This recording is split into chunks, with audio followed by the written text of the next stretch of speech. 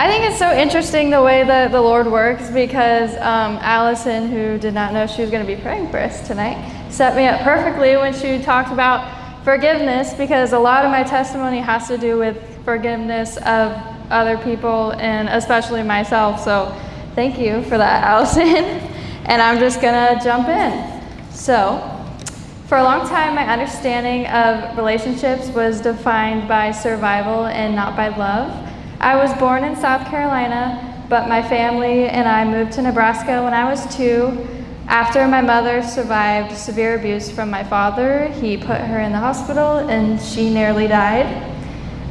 Growing up, I went back and forth between their houses, but my father's house became a place of fear.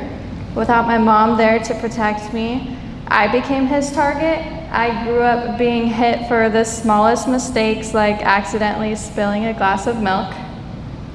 If you've ever had a one-on-one conversation with me, you may notice that I struggle to keep eye contact and I'll eventually look somewhere else.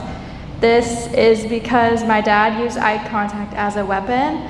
So when someone's about to hit you, your natural reaction is to protect your face or look away, right? Well, I was forced to keep eye contact in these situations. So this is something that I still struggle with, but the Lord and I are working on it daily. The summers were the hardest for me. I had to spend 6 weeks at his house with almost no connection to my mom because he monitored our conversations very strictly. So I wasn't able to be like, my dad's beating me up, come get me, no. But I couldn't go to my friends' houses or go out like my other siblings did because my dad and my stepmom, wanted to avoid conversations about my injuries. My showers were timed, and if I was not done by the time that the timer went off, I was punished. And for me, well, women understand, but also I had very, very long hair, and I always have, so that was a struggle for me. I was constantly told that I was attention seeking, that my struggles with my mental health due to his abuse was fake, and nobody actually deals with depression or anxiety. So when my dad remarried, I hoped that things would change, but they only got worse. His new wife struggled with alcohol and took her jealousy and hatred of my mother out on me. One of those occasions, I was 12 years old. She abandoned me outside in North Omaha in the freezing cold of February because I refused to get into a car with her while she was drunk, and I would not drive back home over an hour away.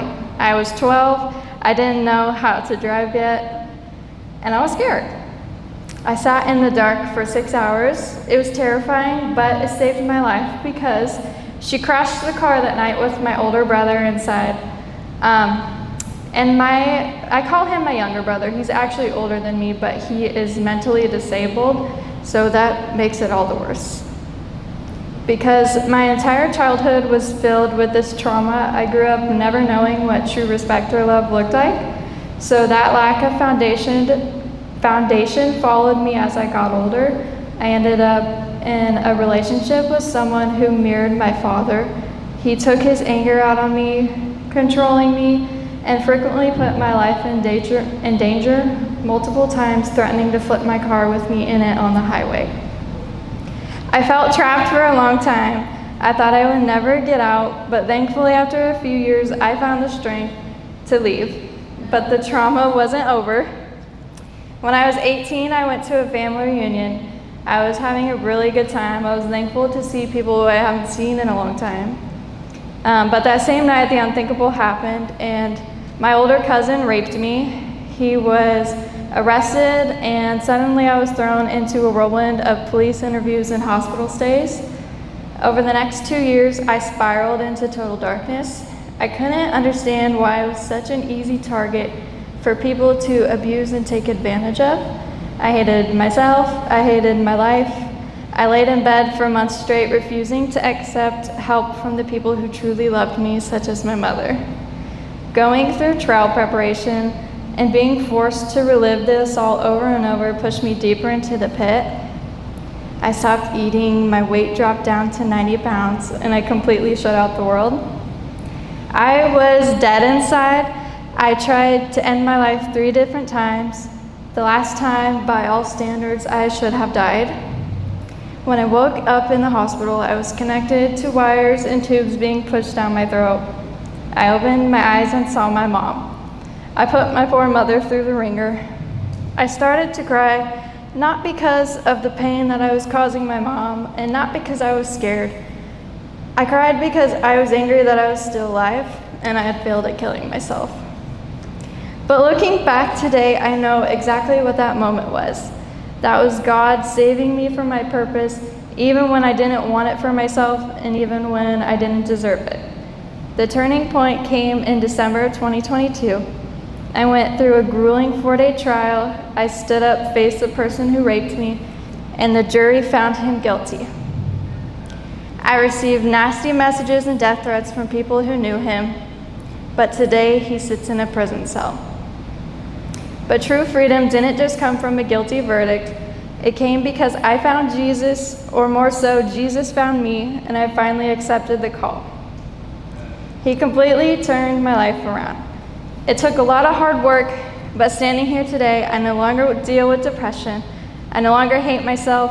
I no longer hate life. In fact, I absolutely love this life I'm living. I'm so grateful that I'm able to be here and serve the Lord. God has surrounded me with beautiful friends and family, and all of you. I have a wonderful husband and 4 beautiful little girls that I get to raise every single day. And I have twins who have a birthday tomorrow. The miracle isn't just that I survived. The miracle is that I've been made whole. Through Christ, I was able to do the impossible. I forgave my father and my stepmother, and today I have a better relationship with my dad. I forgave my ex who abused me daily for years. I forgave the person who raped me, and I pray that he finds Jesus too. And most importantly, I forgave myself for trying to destroy my life, the same precious life that God created. I've been through a lot, but I wouldn't change anything from my past because God has turned my pain into purpose, and he put me right here in front of you all today. So my message to you is, if Jesus can take a broken girl from the pits of hell and give her a life of joy, purpose, and peace, he can and he will do it for you. Thank you.